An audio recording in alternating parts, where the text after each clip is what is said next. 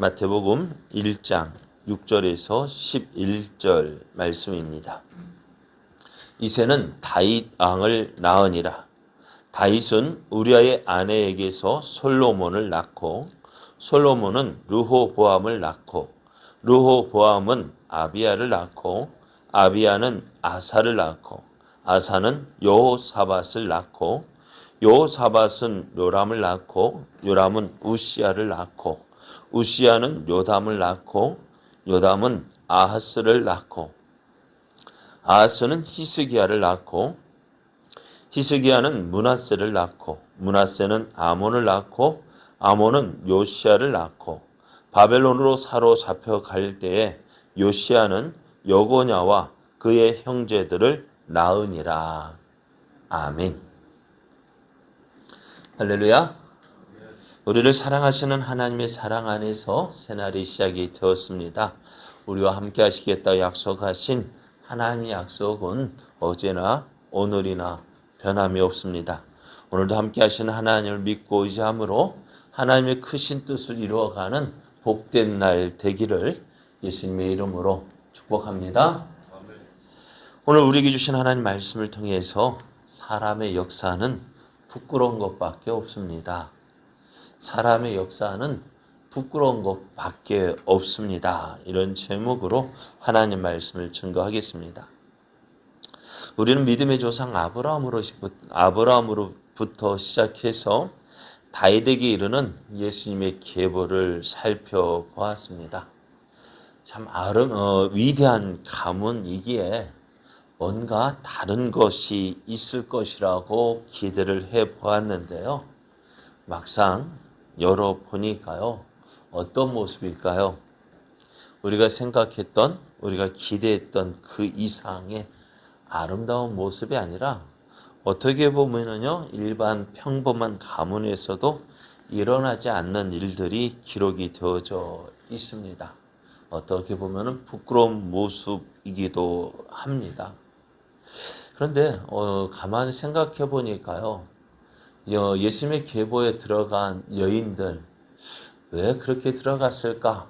어떻게 보면 부끄러운 모습도 있지만은요, 이들은 참 믿음의 사람이었던 것 같아요. 하나님께서 주신 그 뜻을 이루기 위해서 그들은 참 그 믿음을 지켰던 것 같아요. 유다와 다말의 관계에서 시아버지와 며느리와의 관계였다고 말씀을 드렸는데요. 그런데 그 다말이 왜 그렇게까지 했느냐? 왜 그렇게까지 했을까요? 어떻게 보면 손가락질 받는 일 아닙니까? 그런데 왜 다말은 그렇게 했을까? 그거는 그의 믿음의 계보를 그를 통해서 그렇게 가문을 이으려는 처절한 처절한 싸움이었다 할까요? 그러니까 자신이 그 유다의 첫째 며느리로 들어갔는데 그 아들이 남편이 죽고 시동생이 죽고 또 시동생이 죽고 막내를 기다려도 어떻게 주지 않으니까 어떻게 해서든 그 가문을 이으려는 그 믿음의 모습이었던 것 같아요. 그래서 하나님은 그의 믿음을 기쁘게 여기시고 예수님의 계보에 기록을 하게 하셨고 또 희생 라합 여리고성 사람이 다 하나님 어느 누구도 하나님을 믿지 않았습니다. 어떻게 보면 여리고성 사람들에게 있어서 라합은요 민족의 배반자예요. 그러나 그는 어떻게 해요? 그 모든 사람이 죽어가는 그 자리에서도 하나님을 믿지 않고 멸망하는 그 자리에서도 그는 하나님을 믿었고 하나님의 뜻이 이루어질 것이라 이스라엘 족속이 가나안 땅을 하나님께서 이스라엘에게 이 가나안 땅을 주셨다는 그 사실을 믿었어요. 그리고 그 믿는 그 자리에서 그는 그 멸망의 자리에 함께 들어가지 않고 믿음의 길을 선택했던 사람입니다. 또 룻은 어땠을까요? 모압 여인이었어요. 그도 사랑하는 남편이 죽었습니다. 아무런 소망이 없습니다. 집안에 남은 것, 남자는 없었어요. 시아버지도 죽고 남편도 죽고 그 시동생도 죽었어요. 무슨 소망이 있습니까? 그런 어떻게 보면 편하게 너희 고향으로 돌아가라는 시어머니 말을 듣지도 않고 어떻게 보면 고생하는 땅. 그렇잖아요. 지금 시어머니가 고고로 돌아가면서 야, 너 나에게 아무런 소망이 없어. 넌 돌아가라 했더니 루시 한 말이 뭡니까? 내가 죽음 이외에 다른 것 외에 어머니 곁을 떠나면은 하나님의 심판을 내가 받겠다. 어머니가 계시는 곳에 나도 함께 가겠고, 어머니가 머무는 곳에 나도 함께 머물겠고. 그래서 그렇게 믿음으로 어머니를 따라왔어요. 그리고 또요, 그 어머니의 말에 순종했어요. 그리할 때 어떻게 되어졌어요? 그를 통해서 시어머니를 통해 보아스를 만나게 되어지고, 그 보아스를 통해서 오늘 예수님의 그 계보에 이르는 이름이 올라가는 그러한 모습을 보게 됩니다. 또 오늘 본문에 나오는 우리아의 아내 바세바입니다. 이 바세바 어떤 믿음의 모습이었을까요? 어떻게 보면 우리아의 아내라는 그 모습에서 어쩌면 다윗이 우리아를 죽이고 취한 여인이기도 합니다만은, 그런 어떻게 보면은 그런 가운데서도 솔로몬 자신에게 주신 그 약속을 붙잡고 살았던 사람입니다. 그의 다윗이 죽을 때가 더졌을 때 그 위험한 순간들이 있었어요. 그럼에도 불구하고 이 바세바는 하나님의 약속을 붙잡았습니다. 솔로몬을 통해서 그 솔로몬이 다윗의 뒤를 이으리라는 그 약속을 붙잡았어요.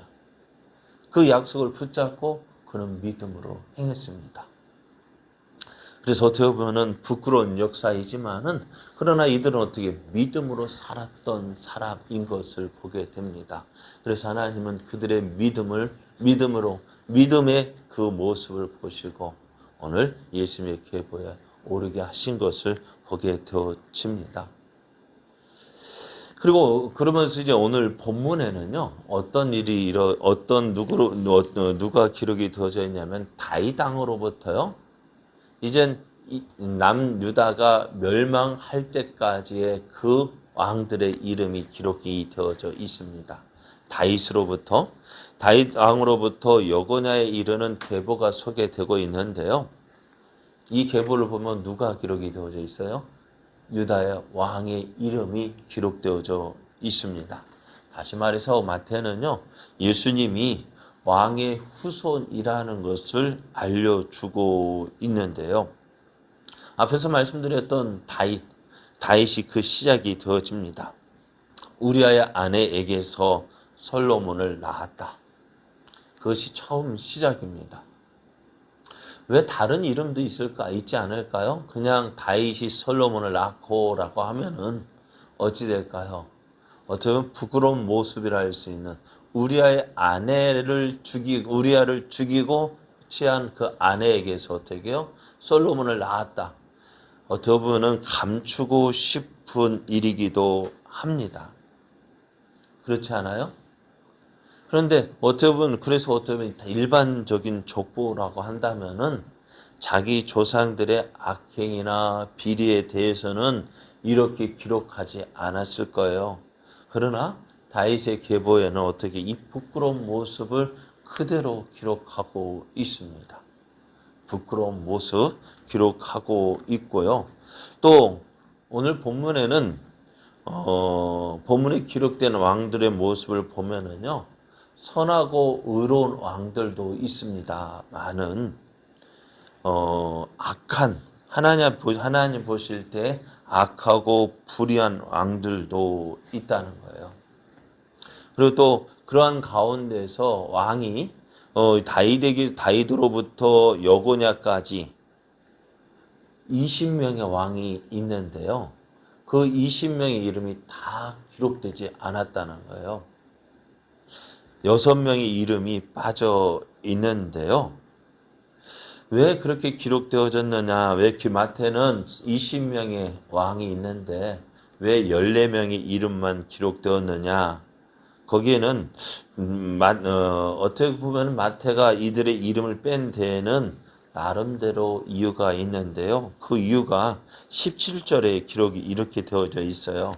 그런즉 모든 대수가 아브라함부터 다윗까지 14대요. 다윗부터 바벨론으로 사로잡혀 갈 때까지 14대요. 바벨론으로 사로잡혀 간 후부터 그리스도까지 14대더라. 이 말씀을 보면은 숫자를 맞추기 위해서 14대, 14대를 맞추기 위해서 마태가 의도적으로 6명의 왕의 이름을 뺐다라고 할 수가 있습니다. 그래서 유대인들은 참 숫자 맞추는 거에서 참 예민했었어요. 왜 14대를 맞췄느냐? 그 이유는 성경학자들도 정확하게 말을 하지 않습니다만은 숫자 맞추는데 참 의도적으로 맞춰서 우리가 보면 뭐라 할까요? 래퍼들이 라임을 맞춘다고 하잖아요. 그것처럼 그것을 맞추는데 참 열심히 했던 모습도 있습니다. 그런 가운데요. 어떻게 보면 그 20명 가운데서 6명의 이름을 뺐는데요.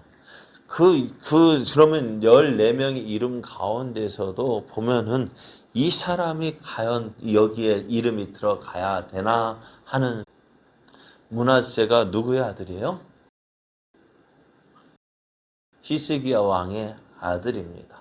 히스기야 왕 하면 무엇이 생각납니까? 아수르 군대가 쳐들어왔을 때 그가 어떻게 해요? 믿음으로 그가 그 아수르 군대를 이겼고, 그러니까 믿음으로 하나님을 믿고 의지했더니 하나님께서 유다를 위해서 대신 싸워 주셔서 하룻밤에 18만 5천 명이 죽임을 당하게 되어졌고요. 또 이사야 선지자가 야, 너 이젠 끝났어. 이제 자리 준비해, 자리 정리해. 그렇게 이야기할 때 그가 하나님 앞에 기도해서 그 생명을 15년 연장 받은 그 믿음의 왕이잖아요. 그런데 그 히스기야 왕의 아들이 누구라고요? 므낫세입니다. 자, 아버지는 믿음의 왕이었어요. 기도의 왕이었어요. 또 하나님의 살아계심을 보여주었어요. 그러면 그 므낫세는 어떻게 이런 아버지를 보고서 믿음으로 살아야 되는데 그렇지 않았어요. 성경을 보면은 예레미야 15장 4절을 보면은 므낫세에 대해서 이렇게 말합니다. 므낫세가 어떻게 했느냐? 므낫세의 악행으로 인해 유다 왕 히스기야의 아들 므낫세가 예루살렘에 행한 것으로 말미암아 내가 그들을 세계 여러 민족 가운데 흩으리라 했습니다. 이 므낫세가 얼마나 악을 행했던지 이방 족속의 우상을 섬기고요, 신접한 자와 박수를 불러서 점을 치게 하고 자기의 자녀들을 불 가운데 지나게 하고, 불 가운데 지나게 했다는 말은 뭐냐? 그 자식들을 제물로 그 이방 우상들에 바치고, 심지어는 그가 아수르의 포로로 끌려가면서 아수르의 선전 다메섹에 있는 그 신전을 보고서 야, 이 신상이 좋겠다. 그래서 성전 가운데 예루살렘의 성전 안에다가 이방신의 제단을 쌓아서 거기에다 제사를 드리게 할 정도로 악한 왕이었다는 것입니다. 심지어 이 므낫세가 얼마나 악을 행했던지 므낫세의 손자 요아스가요, 성전을 수리하다가 율법책을 보고 율법책을 보고서 자신의 죄를 깨닫고 회개하고 돌이켜서 하나님을 섬겼습니다. 그런 가운데 이스라엘이 멸망할 것이다라는 그 말씀, 너희들이 이 율법대로 행하지 아니하면은 너희가 멸망할 것이라는 그 말씀을 듣고 회개를 했습니다. 그럼에도 하나님은 어떻게 해요? 유다의 멸망하는 것을 돌이키지 않으셔요. 유다가 멸망하겠다는 그 말씀을 거두지 않으셔요. 왜요? 이 므낫세의 악행으로 말미암아. 므낫세가 얼마나 악을 행했으면은 그 요아스가 그렇게 기도해도 안 돼. 안 된대요. 왜요? 왜 안 되는데요? 므낫세가 지은 죄가 너무나 크기 때문에 그 요아스가 간절히 기도했던 그 요시야 왕이 그렇게 간절히 기도해도 그 기도를 듣지 않으셔요. 그런데 그 므낫세가 어떻게 해요? 므낫세 이름이 지금 여기에 기록이 되어져 있다는 것입니다. 오늘 다윗 왕으로부터 바벨론으로 사로잡혀 갈 때까지의 예수님의 계보를 우리가 볼 때요. 참 어떻다요? 어떻다고 생각되셔요? 아브라함으로부터 다윗에게 이르기까지 어떻게 이런 일이 일어날 수 있을까 하는 생각이 들었는데요. 오늘 본문에서도 보면은 참 왕의 가문이라면은 참 위대한 모습도 있겠다라고 생각이 들지만은 역시나 부끄러운 모습도 있다라는 것입니다. 하나님을 기쁘시게 할 만한 이 사람들이 없다는 것입니다. 그래서 이러한 모습을 보면서요, 우리는요, 어떻게 생각, 겸손해야 합니다. 우리가 아무리 뭐 자랑할 것이 많다 할지라도 우리는 어떻게 부끄러운 것밖에 없다는 것입니다. 그럼에도 하나님은 어떻게 이러한 이스라엘을 사랑하셨습니다. 그럼에도 이스라엘을 사랑하시고요. 그런 가문에서 누가 태어나는 메시아가 태어나는 그 영광을 주셨습니다. 그래 오늘 하나님의 구원은요. 우리의 어떤 아름다운 모습들, 탁월한 윤리성에 의존하지 않습니다. 너 이렇기 때문에 내가 더 그런 게 아니라 우리 하나님 앞에서 볼 때는 모두 다 죄인일 수밖에 없어요. 우리가 그런데 믿음 생활하면서요. 우리가 신앙생활 하면서 내 믿음이 좋다. 우리 생각이 들 때가 있죠. 그죠? 내 믿음이 좋아. 그런데 그 믿음이 좋다라는 것을 무엇을 가지고 판단합니까? 무엇을 가지고 평가합니까? 내 주위 사람들을 보고 그 사람들을 판단하면서 그래도 나는 누구보다 낫잖아. 누구보다 좋잖아.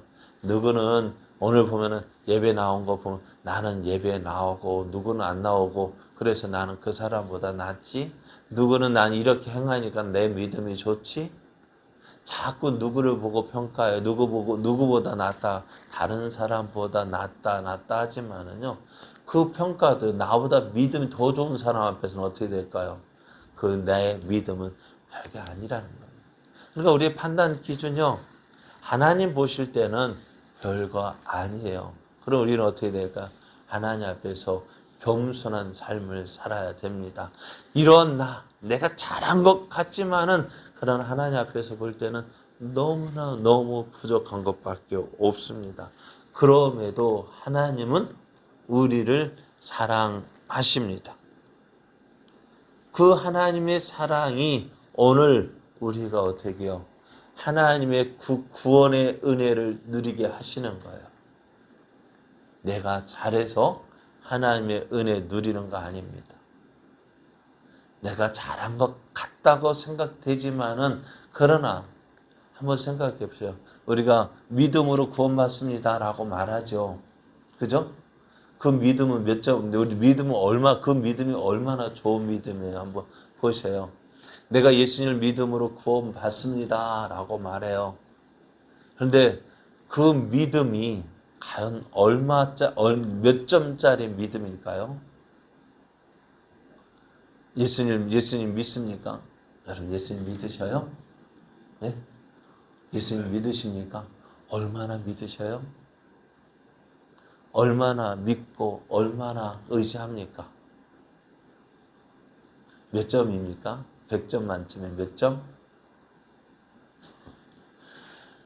100점 만점에 몇 점짜리 믿음입니까? 우리는 생각을 예수님 믿는다, 잘 믿는 것 같지만 내가 생각해봐도요, 부끄러운 믿음이잖아요. 그 부끄러운 믿음 가지고 그 믿음으로 구원받는다고 하면은 어떻게 될까요? 아니요. 그 내 믿음으로 구원받는, 그거는 어떻게 보면 그냥 나는 믿는다고 고백하는 것 뿐이지 사실 내 믿음은 아무것도 아니에요. 그래도 어떻게 해요? 별거 아닌 그 믿음 보고서요. 하나님 우리를 기뻐하시는, 그래. 예수님 인정하고 믿어주는 척 하는 것만 해도 하나님은 그걸 기쁘게 여기셔서 그걸 몇 점으로 여기셔요? 100점으로 받아주시고. 그래서 우리를 하나님의 자녀 삼아 주신 거예요. 우리가 구원받은 거요, 내 믿음이 아니라 하나님의 은혜입니다. 그래서 그 은혜를 통해서 우리가 구원받는 거고요. 지금 그 은혜를 누리고 있는 거예요. 오늘 이스라엘 다윗왕으로부터 이제 이스라엘이 유다가 바벨론으로 포로로 끌려갈 때까지 모습을 보았습니다. 아무것도 자랑할 것이 없더라. 그럼에도 하나님은 저들을 사랑하시고 저들을 통해서 저들 가운데 누가 메시아가 태어나는 그 영광을 주셨습니다. 오늘 우리의 모습도 마찬가지입니다. 부끄러운 것밖에 없지만 하나님은 우리를 사랑하셔서 하나님의 자녀가 되는 은혜를 주셨고 하나님께서 주시는 복과 은혜를 누리는 귀한 삶을 허락해 주셨습니다. 이제 이 은혜 받은 우리들 이제 어떻게 살아야 될까요? 은혜 받은 자답게 살아야 합니다. 하나님을 인정하고 하나님을 기쁘시게 하는 삶 살아야 합니다. 그것이 은혜 받은 자의 마땅한 모습입니다. 오늘 하루도 우리를 사랑하신 하나님의 사랑을 기억하고 그 하나님을 믿고 그 하나님을 의지함으로 예수님 하나님의 은혜를 받은 자답게 살아가는 저와 여러분 되어지기를 예수님의 이름으로 축복합니다.